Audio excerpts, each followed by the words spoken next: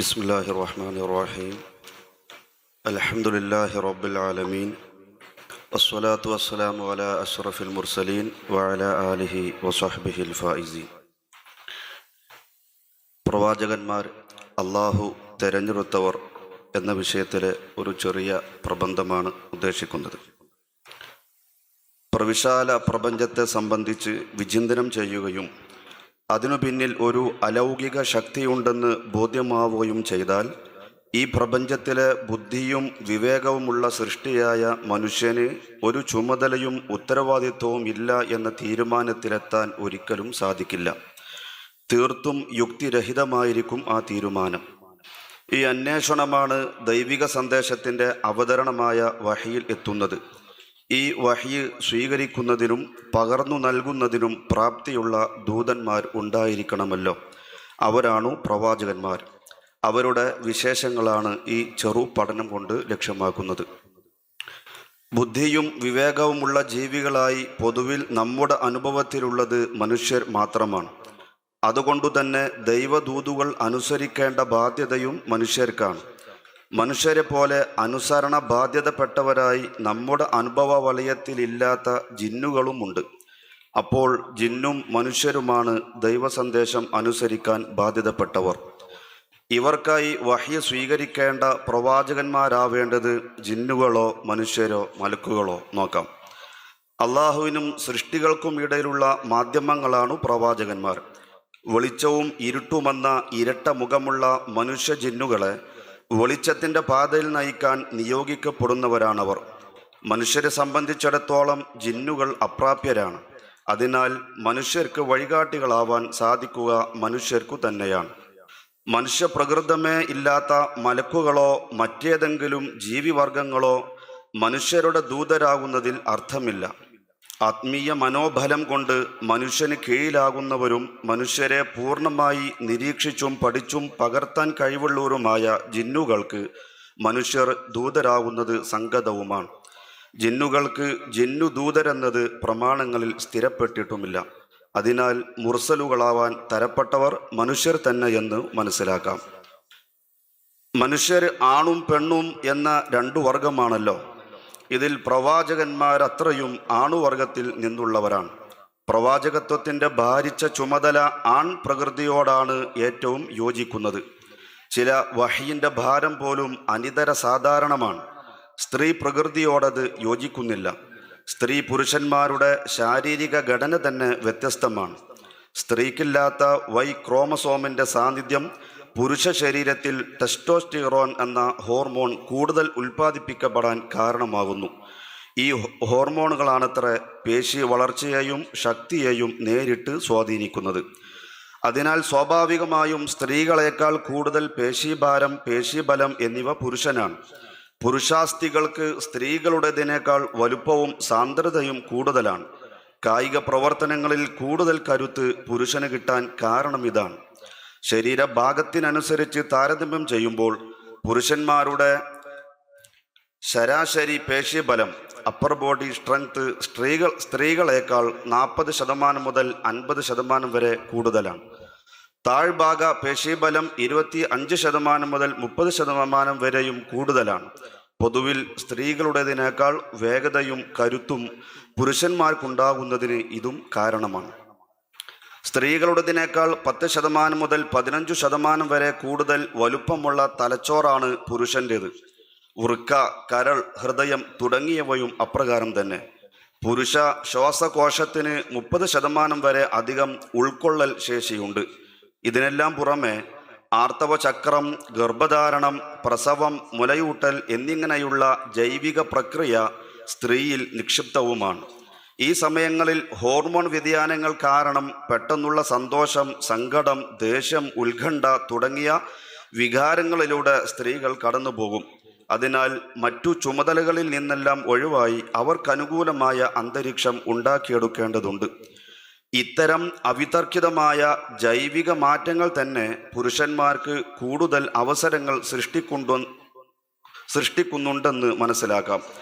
ഇടതടവില്ലാത്തതും നിരന്തര സഞ്ചാരങ്ങൾക്കും മനോവ്യവഹാരങ്ങൾക്കും വിധേയമാകേണ്ടതും പലപ്പോഴും കടുത്ത മാനസിക സമ്മർദ്ദങ്ങളെ അതിജയിക്കേണ്ടതുമായ പ്രവാചകത്വ പദവി എന്ന ഭാരിച്ച ചുമതല പുരുഷനിലായിരിക്കലാണ് യുക്തമെന്ന് ഇക്കാരണങ്ങളാൽ മനസ്സിലാക്കാം. നിയോഗിത സമൂഹത്തെ മാനവികതയുടെ ഗുണങ്ങളിൽ വഴി നടത്താനും അതിനാവശ്യമായ വഹയിൻ്റെ അറിയിപ്പ് നൽകാനുമാണല്ലോ പ്രവാചകന്മാർ. അതിനാൽ ഇവർ സാമൂഹിക അംഗീകാരവും പൊതുസമ്മതിയുമുള്ള വിശുദ്ധ വ്യക്തികൾ ആയിരിക്കേണ്ടതാണ്. കൂർമ്മ ബുദ്ധി, ഓർമ്മശക്തി, മനനശേഷി, വിശകലന പാടവം, ഇച്ഛാശക്തി, ദീർഘവീക്ഷണം, നിശ്ചയദാർഢ്യം എന്നിത്യാദി ബൗദ്ധിക നിർവഹണങ്ങളിൽ സമകാലിക സമൂഹത്തിലെ അത്യുത്തമരായിരിക്കണം അവർ. വഹി അവകാശപ്പെടുന്ന ഒരു പ്രവാചകൻ നിലകൊള്ളുന്ന സമൂഹത്തിൽ അദ്ദേഹത്തെക്കാൾ ബൗദ്ധിക നിലവാരമുള്ള മറ്റൊരാളുണ്ടെങ്കിൽ ജനം അയാളുടെ വാദം എങ്ങനെ അംഗീകരിക്കാനാണ്? പ്രമാണങ്ങളിൽ സ്ഥിരപ്പെട്ടു വന്ന പ്രവാചക ചരിത്രങ്ങളും ഇതിനു സാക്ഷിയാണ്. സമൂഹത്തേക്കാൾ നിലവാരം കുറഞ്ഞ അഭിപ്രായ പ്രകടനങ്ങളോ ദീർഘവീക്ഷണത്തിന്റെ അഭാവമോ ഒരു പ്രവാചക ചരിത്രത്തിലും കാണാൻ സാധിക്കില്ല. തിരുനബി സൈനിക വിന്യാസ വേളയിലും മറ്റും അനുചരരോട് അഭിപ്രായമാരായുന്നത് മുന്തിയ വീക്ഷണം രൂപപ്പെടുത്താനും കൂട്ടുചർച്ചയുടെ മഹത്വം ബോധ്യപ്പെടുത്താനുമാണ്. പ്രപഞ്ചത്തിൻ്റെ ഓരോ അണുവിലും അള്ളാഹുവിൻ്റെ തീരുമാനങ്ങളാണ് നടപ്പാക്കുന്നതെന്ന് നിരന്തരം സമൂഹത്തെ ബോധീകരിച്ചു കൊണ്ടിരിക്കുന്ന തിരുനബി പ്രാപഞ്ചിക വ്യവസ്ഥകൾ കേവലം നിമിത്തങ്ങൾ മാത്രമാണെന്ന് മനസ്സിലാക്കി കൊടുക്കാൻ മദീനയിൽ വന്ന ശേഷം ഈന്തപ്പന പരാഗണം ചെയ്യുന്നതിനെ സംബന്ധിച്ച് അഭിപ്രായ പ്രകടനം നടത്തിയത് അവിടുന്നിൻ്റെ വിശകലന ശേഷിക്കുറവാണെന്ന് ആരോപിക്കുന്നവർ നിജസ്ഥിതി മനസ്സിലാക്കിയിട്ടില്ലെന്ന് പറയാനുള്ളൂ. അള്ളാഹുവിൽ നിന്ന് പിടിച്ചെടുക്കുന്ന സന്ദേശങ്ങൾ പൂർണ്ണമായും മനസ്സിലാക്കുവാനും എതിരാളികൾ അടക്കമുള്ള സമൂഹത്തിനതു പകർന്നു നൽകുവാനും മേൽപ്പറഞ്ഞ സിദ്ധികൾ ഉയർന്ന അളവിൽ ഉണ്ടെന്നും സുസമ്മതമാണ്. ബൗദ്ധിക നിലവാരത്തിൽ മാത്രമല്ല, ശാരീരിക പ്രകൃതിയിൽ പോലും നിലവാരമില്ലെങ്കിൽ അവരോട് അടുക്കുവാൻ ജനം വൈമനസ്യം പ്രകടിപ്പിക്കും. മൂസാ നബിക്ക് ഉണ്ടായിരുന്ന ചെറിയ വിക്കുപോലും നിയോഗ സമയത്ത് നീക്കം ചെയ്യപ്പെട്ടതായി ഖുർആനിൽ നിന്നു മനസ്സിലാക്കാം. വെള്ളപ്പാണ്ട്, കുഷ്ഠരോഗം തുടങ്ങിയ അറക്കുന്ന രോഗങ്ങളൊന്നും തന്നെയും അവർക്കുണ്ടായിരിക്കില്ല. നിരന്തര സമ്പർക്കത്തിനു നിയോഗിക്കപ്പെടുന്നവരിൽ അതെങ്ങനെ ഉണ്ടാവാനാണ്? മഹാരോഗം കൊണ്ട് പരീക്ഷിതരായ അയ്യൂബ് നബിയുടെ രോഗം, യാക്കൂബ് നബിയുടെ അന്ധത പോലുള്ളവ പ്രവാചകത്വം പൂർണ്ണമായും സ്ഥിരീകരിക്കപ്പെട്ടതിന് ശേഷമുണ്ടായതാണ്. മനുഷ്യ പ്രകൃതിയുള്ളവരാണല്ലോ പ്രവാചകന്മാർ. മനുഷ്യരെ പോലെ തീറ്റ, കുടി, ഭോഗം തുടങ്ങിയവ അവർക്കുമുണ്ടാവും. അവയ്ക്കാവശ്യമായ വിശപ്പ്, ദാഹം, വികാരം തുടങ്ങിയവയും ഉണ്ടായിരിക്കും. എന്നാൽ ഇത്തരം കാര്യങ്ങളിലെ ചപലതയും ദൗർബല്യവും അവരിലുണ്ടായാൽ അവർ മോശക്കാരായി ചിത്രീകരിക്കപ്പെടൂ. അവർ പറയുന്നതിന് അംഗീകാരം കിട്ടാതെ പോവുകയും ചെയ്യും. വഴിയിൽ വെച്ച് തിന്നുക, തീറ്റയിൽ നിയന്ത്രണമില്ലാതിരിക്കുക, കാമക്കണ്ണുകളോടെ സ്ത്രീകളെ കാണുക തുടങ്ങിയവ ചാപല്യങ്ങളാണ്. ഇത്തരത്തിൽ ഒരാൾ താൻ പ്രവാചകനാണെന്ന് വാദിച്ചാൽ മറ്റുള്ളവർ ഇവൻ എങ്ങനെ നബിയാകാനാണ് എന്ന് ചിന്തിക്കുമല്ലോ.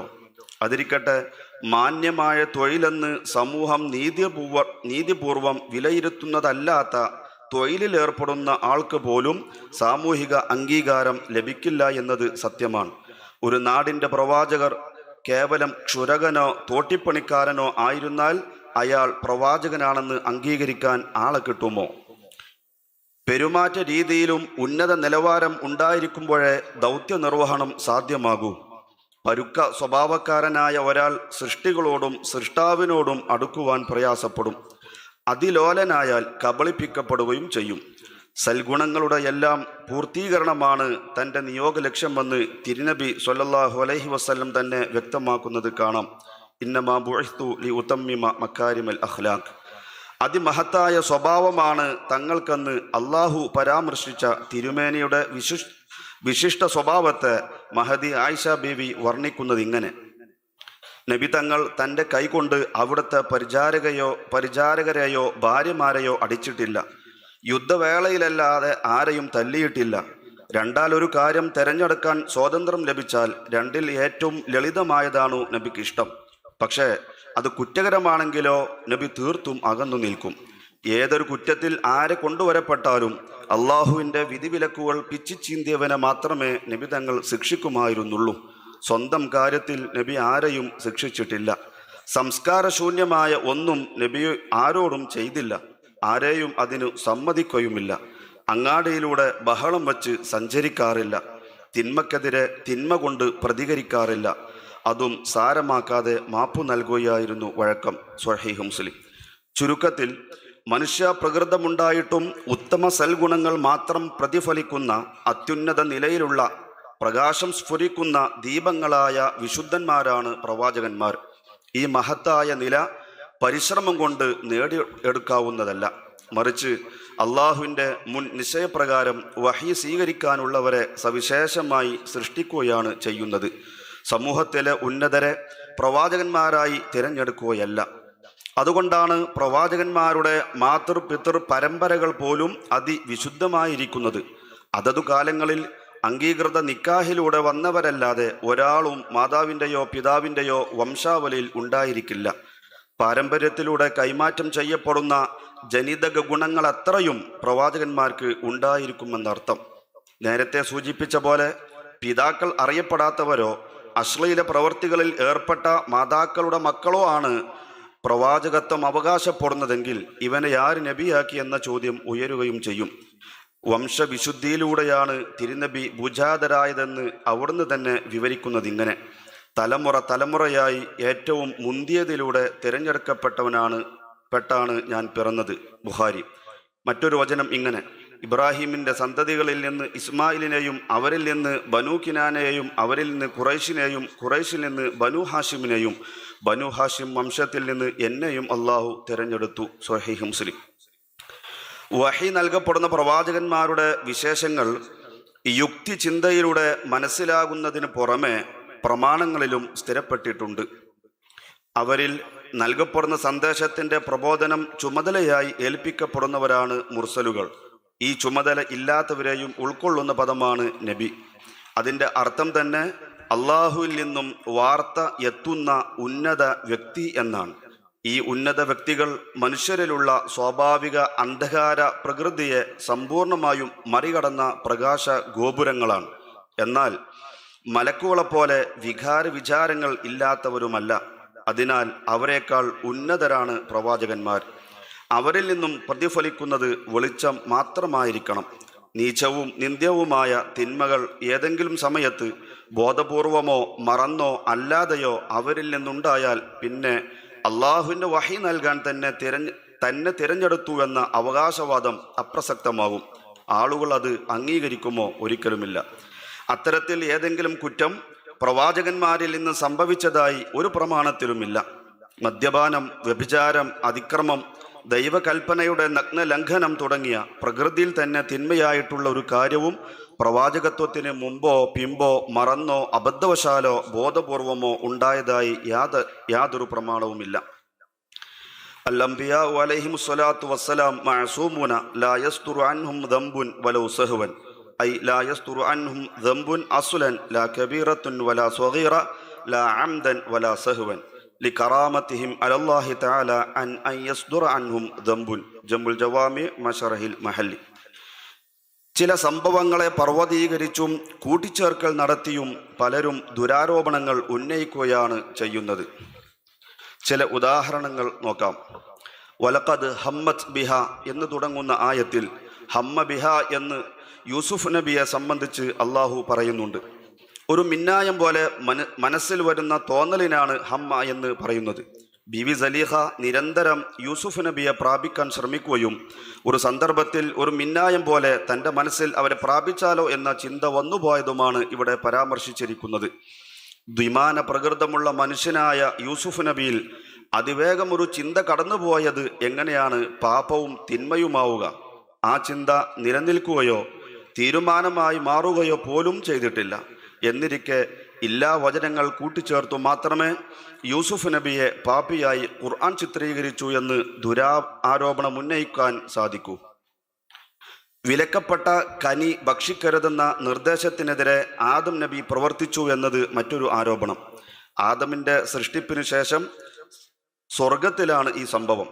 സ്വർഗം വിധി വിലക്കുകളുടെ ലോകമേ അല്ല. എങ്കിലും ആദമിനോടും ഹവ്വയോടും ഒരു മരത്തിൻ്റെ പഴം ഭക്ഷിക്കരുതെന്ന നിർദ്ദേശമുണ്ടായിരുന്നു. സ്വർഗലോകമായതിനാൽ അതൊരു ശക്തമായ വിധിവിലക്കേ അല്ല. ചെകുത്താന്റെ ഇടപെടലിൽ അവരത് മറക്കുകയും ഭക്ഷിക്കുകയും ചെയ്തു. സ്വയം അതൊരു തെറ്റോ കുറ്റമോ അല്ലെങ്കിലും അള്ളാഹുവിൻ്റെ പരിശുദ്ധ സന്നിധാനത്തിൽ അത് അനുചിത നടപടിയാണ്. അത് വിവരിക്കാൻ ഖുർആൻ അസ്വാ ആദമു എന്ന് പ്രയോഗിക്കുകയുണ്ടായി.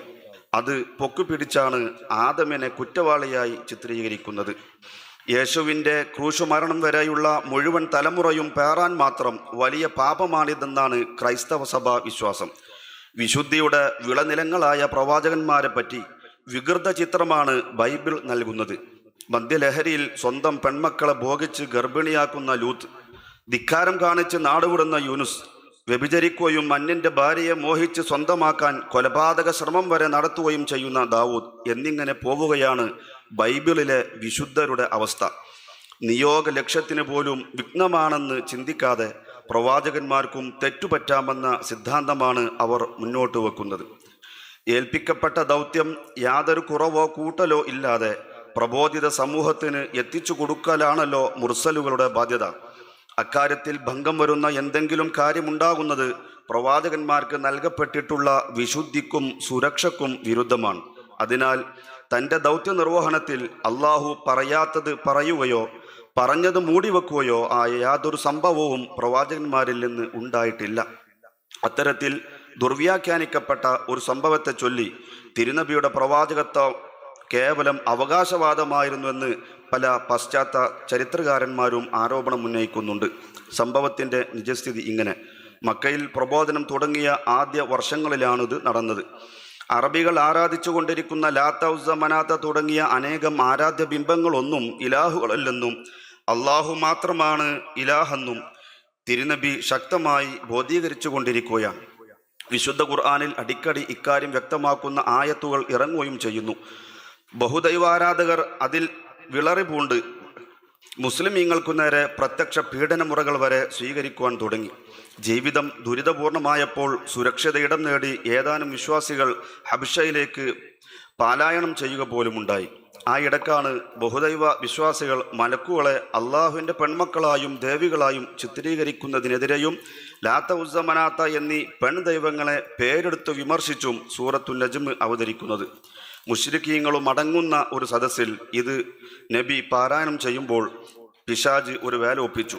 അഫറഅയ്തുമുല്ലാത്ത വൽ ഉസ്സ വ മനാത്ത സാലിസത്തൽ ഉഖറ എന്ന ഭാഗം കഴിഞ്ഞപ്പോൾ ബഹുദൈവാരാധകർ മാത്രം കേൾക്കുന്ന വിധത്തിൽ പിശാജ് നബിയുടെ പാരായണ ശൈലിയിൽ തിൽക്കൽ ഖുറാനിഖുൽ ഉല വ ഇന്ന ശഫാഅതഹുന്ന ലതുർതജ, ഈ ദേവിമാർ ഉന്നത പദവിയിലുള്ളവരാണ്, അവരുടെ ശുപാർശ പ്രതീക്ഷിക്കപ്പെടാം എന്ന 2 വാചകങ്ങൾ കൂടി ഓതി. അതിലവർ സന്തോഷിക്കുകയും മുഹമ്മദ് തങ്ങളുടെ ദൈവങ്ങളെപ്പറ്റി നല്ലത് പറഞ്ഞെന്ന് ആശ്വസിക്കുകയും ചെയ്തു. തുടർന്ന് സൂറത്ത് പൂർത്തിയായപ്പോൾ സുജൂദ് കൊണ്ടുള്ള നിർദ്ദേശം വരികയാൽ നബിയും വിശ്വാസികളും ജിന്നുകൾ പോലും സുജൂദ് ചെയ്തു. അങ്കലാപ്പിൽപ്പെട്ട ബഹുദൈവ വിശ്വാസികളും സുജൂദിൽ പങ്കെടുത്തു. മക്കയിലെ ബഹുദൈവാരാധകർ മുസ്ലിമീങ്ങളോട് ചേർന്നു വന്ന വാർത്തയാണ് പിന്നീട് വ്യാപിച്ചത്, മറിച്ചല്ല. മക്കയിലെ ബഹുദൈവാരാധകർ മുസ്ലിമീങ്ങളോട് ചേർന്നു വന്ന വാർത്തയാണ് പിന്നീട് വ്യാപിച്ചത്, മറിച്ചല്ല. വാർത്ത കേട്ട് ഹിജറ പോയിരുന്നവർ സന്തോഷത്തോടെ മടങ്ങി വരുന്ന സാഹചര്യമുണ്ടായി. വന്നപ്പോൾ നിജസ്ഥിതി മനസ്സിലാക്കി പലരും തിരിച്ചു പോവുകയും ചെയ്തു. പിശാചിൻ്റെ ഈ വേലയിൽ നബി തിരുമേനിക്ക് വലിയ വിഷമമുണ്ടാവുകയും അതിനെ തുടർന്ന് മുമ്പും ഇത്തരം പരീക്ഷണങ്ങൾ ഉണ്ടായിട്ടുണ്ടെന്ന് വ്യക്തമാക്കി ആശ്വാസം പകരുന്ന സൂറത്തുൽ ഹജ്ജിലെ വമാ അർസൽനാ മിൻ ഖബ്ലിക മിർ റസൂലിൻ വലാ നബിയ്യിൻ ഇല്ലാ ഇദാ തമന്നാ അൽഖ ശൈത്വാനു ഫീ ഉംനിയതിഹി ഫയൻസഖുല്ലാഹു മാ യുൽഖി ശൈത്വാനു സുമ്മ യുഹ്കിമുല്ലാഹു ആയാതിഹി വല്ലാഹു അലീമുൻ ഹകീം എന്ന ആയത്ത് അവതരിക്കുകയും ചെയ്തു. വിവിധ റിപ്പോർട്ടുകളിലൂടെ ഉദ്ധരിക്കപ്പെട്ട ഈ സംഭവത്തെ ചേർത്തുവച്ച് വിശകലനം ചെയ്ത് ഇമാമുകൾ വ്യക്തമാക്കിയ നിജസ്ഥിതിയാണ് ഈ പറഞ്ഞത്. ഇതിനെ അംഗീകരിക്കുന്നതിൽ ഖുർആനിനെ മൊത്തം സംശയ നിഴലിൽ നിർത്താനോ നബിയുടെ ദൗത്യത്തിൽ നബിക്ക് സുരക്ഷിതത്വമില്ലാത്തതിനാൽ പിശാചിന് സ്വാധീനിക്കാൻ കഴിയുമെന്ന് വരുത്തലോ ഇല്ല തന്നെ. നബിയുടെ പേരിൽ കളവുണ്ടാക്കാൻ ആർക്കും സാധിക്കുമെന്നതുപോലെ പിശാചിനും സാധിച്ചുവെന്ന് ഇതിലുള്ളൂ.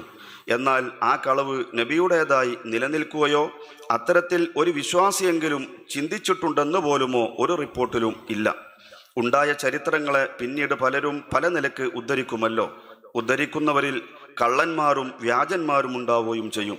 ഈ സംഭവത്തിൻ്റെ റിപ്പോർട്ടുകളിൽ ചിലതിൽ നബി തന്നെ നേരിട്ട് ഇത്തരം വാക്യങ്ങൾ ഓതിക്കൊടുത്തു എന്നും അന്ന് വൈകുന്നേരം ജിബ്രീൽ വന്ന് ഒന്നുകൂടി ഓതാൻ ആവശ്യപ്പെടുകയും അതിലും ഈ വചനങ്ങൾ അവിടുന്ന് ഓതിയെന്നും തുടർന്ന് ജിബ്രീൽ അതു താൻ പറഞ്ഞതല്ലെന്ന് വ്യക്തമാക്കുകയും ചെയ്തു എന്നാണുള്ളത്. ഇത് തീർത്തും കളവാണെന്ന് നിജസ്ഥിതി വിവരിച്ചതിൽ നിന്ന് മനസ്സിലാകും. അങ്ങനെയാണ് സംഭവിച്ചിരുന്നതെങ്കിൽ മുസ്ലിമുകൾ ബഹുദൈവാരാധകരുടെ വാദങ്ങൾ അംഗീകരിച്ചു എന്ന പ്രചാരമാണല്ലോ ഉണ്ടാവുക. എന്നാൽ സംഭവിച്ചത് നേരെ തിരിച്ചാണ്. ഇതൊന്നും ചിന്തിക്കാതെ ഖുർആനിനെയും പ്രവാചകരെയും കളവാക്കാൻ ദൃഷ്ടരാകുന്നത് കടുത്ത അപരാധം തന്നെ. ഈ സാധ്യത മുന്നിൽ കണ്ട് ഈ സംഭവത്തെ പാടെ നിഷേധിക്കുന്ന അവസ്ഥയും ശരിയല്ല. സംഭവത്തിൻ്റെ നിജസ്ഥിതി ഇമാം ഖാളി ഇയാള്, ബാഖില്ലാനി, ഇബ്നുൽ അറബി, ഖുർത്തുബി, ഇബ്നു ഹജർ അസ്ഖലാനി തുടങ്ങിയവർ വിവരിച്ചിട്ടുണ്ട്. വിശദ പഠനത്തിന് ഇബ്നു ഹജർ ഹൈതമിയുടെ അൽ മിനഹുൽ മക്കിയ പേജ് 257, 58, 59, ബഹു ഹുജ്ജത്തുൽ ഉലമയുടെ നിവാരണം 3-ാം ഭാഗം വായിക്കുക. സംഗ്രഹം: സർവശക്തനായ അള്ളാഹു തൻ്റെയും സൃഷ്ടികളുടെയും ഇടയിൽ മധ്യവർത്തികളാകാൻ പാകത്തിൽ മനുഷ്യരിൽ നിന്നും സവിശേഷം സൃഷ്ടിച്ചൊരുക്കുന്നവരാണ് നബിമാരെന്ന വസ്തുതയാണ് ന്യായയുക്തമായി സമർത്ഥിക്കുവാൻ ശ്രമിച്ചത്. ഇതിൽ വരച്ച ഇതേ ചിത്രം ഇമാം ഇബ്നു ഹജർ ഹൈതമി അവിടുത്തെ തുഹ്ഫയിൽ വിവരിച്ചത് ഇങ്ങനെ വായിക്കാം: വർ റസൂലു മിനൽ ബശരി ദക്കറുൻ ഹുറുൻ അക്മലു മുആസുരിഹി ഗൈറിൽ അംബിയാഇ അഖ്ലൻ വഫിത്നതൻ വഖുവത റഅയിൻ വഖൽഖൻ മഅസൂമുൻ വലൗ മിൻ സഗീറത്തിൻ സഹ്വൻ ഖബ്ല അൻ-നുബുവത്തി അലൽ അസ്വഹി സലീമുൻ മിൻ ദനാഅത്തി അബിൻ വഖനാ ഉമ്മിൻ വഇൻ അലയ വമിൻ മുനഫിരിൻ കഅമൻ വബർസുൻ വജുദാമിൻ വമിൻ ഖില്ലത്തി മുറുവത്തിൻ കഅക്ലിൻ ബിത്വരീഖിൻ വമിൻ ദനാഅത്തി സുൻഅത്തിൻ കഹിജാമത്തിൻ ഊഹിയ ഇലൈഹി ബിശർഇൻ വഉമിറ ബിതബ്ലീഗിഹി വഇൻ ലം യകുൻ ലഹു കിതാബുൻ വലാ നസ്ഖുൻ. തുഹ്ഫ 1:25-26. അള്ളാഹു നൽകുന്ന സന്ദേശം സ്വീകരിക്കുവാൻ അവർക്കു കഴിയണമല്ലോ. അത് മനുഷ്യരിലേക്ക് പകർന്നു നൽകുവാനും സാധ്യമാകണം. അതിനായി ദ്വിമുഖ വ്യക്തിത്വമാണ് അവർക്കുള്ളത്. അള്ളാഹുവിൽ നിന്നും അവൻ്റെ പ്രകാശ സൃഷ്ടികളായ മലക്കുകളിൽ നിന്നും വഹി സ്വീകരിക്കുവാനുള്ള മലക്കാനിയായ സിദ്ധിയുള്ളവരും മനുഷ്യർക്ക് അത് കണ്ടും കേട്ടും പകർന്നെടുക്കുവാൻ പറ്റുന്ന വിധം മാതൃക പുരുഷന്മാരുമാണവർ. മനുഷ്യ ശരീരത്തിൻ്റെ പ്രകൃതവും വികാരങ്ങളും ഉള്ളപ്പോൾ തന്നെ അതിൻ്റെ തമസ്സുകളൊന്നും ബാധകമാകാത്ത പരിഭാവന പ്രകാശമുള്ള ആത്മാവും ആത്മസിദ്ധികളുമാണ് അവർക്കുള്ളത്. ജഡം മനുഷ്യർക്കിടയിലായിരിക്കെ തന്നെ അള്ളാഹുവിൻ്റെ സന്നിധാനത്തിൽ സാന്നിധ്യം അറിയിക്കുവാൻ പറ്റുന്ന അനിതര സാധാരണ പ്രകൃതം. ഇത് നബി തങ്ങൾ വ്യക്തമാക്കുന്നത് ഇങ്ങനെ: ഇന്നി ലസ്തു കഹൈഅത്തിക്കും, ഞാൻ നിങ്ങളുടെ പ്രകൃതത്തിലുള്ളവനല്ല.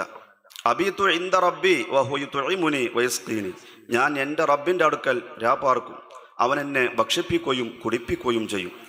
മനുഷ്യർ തിന്നുന്ന ആഹാരമല്ലാതെ പാനീയമല്ലാതെ റബ്ബിൻ്റെ തിരുഹളറത്തിലെ അന്നപാനീയാദികൾ കൊണ്ടും ജീവിക്കാൻ കഴിയുന്നവർ. ആദം നബി തൻ്റെ മക്കളിൽ പ്രവാചകന്മാരായി വരുന്നവരെ കാണാൻ ആഗ്രഹം പ്രകടിപ്പിച്ചതും തത്സമയം പ്രകാശ ബിന്ദുക്കളായി അവരെ അള്ളാഹു കാണിച്ചു കൊടുത്തതും ഹദീസുകളിൽ രേഖപ്പെട്ടിട്ടുണ്ട്. ഇമാം ഗസാലി അവിടുത്തെ മആരിജുൽ ഖുദുസ് എന്ന ഗ്രന്ഥത്തിൽ പ്രവാചകത്വത്തിൻ്റെ 3 സവിശേഷതകൾ സവിസ്തരം പ്രതിപാദിച്ചതിൻ്റെ സംഗ്രഹം ഇങ്ങനെ വായിക്കാം: 1. ഭാവനാശക്തിയുടെ പൂർണ്ണത. സാധാരണ മനുഷ്യർക്ക് ചിന്തകളും ഇന്ദ്രിയാനുഭവങ്ങളും കാരണം ഭാവനാശക്തിയെ പൂർണ്ണമായി നിയന്ത്രിക്കുവാൻ കഴിയില്ല. എന്നാൽ പ്രവാചകന്മാർക്ക് ഈ പരിമിതിയില്ല. അവർക്ക് ഉണർന്നിരിക്കുമ്പോൾ പോലും ഉയർന്ന ആത്മീയ ലോകങ്ങളുമായി ബന്ധപ്പെട്ട് ഭാവിയിൽ സംഭവിക്കുന്ന കാര്യങ്ങളെ വ്യക്തമായ ദൃശ്യങ്ങളും ശബ്ദങ്ങളുമായി അനുഭവിക്കുവാൻ സാധിക്കുന്നു. ഈ കഴിവാണ് ഖുർആനിലെ ചരിത്രങ്ങൾ പ്രവാചകർ നേരിൽ കണ്ടതുപോലെ വിവരിക്കുവാൻ സഹായിക്കുന്നത്. 2. സിദ്ധാന്തപരമായ ബുദ്ധിയുടെ പൂർണ്ണത.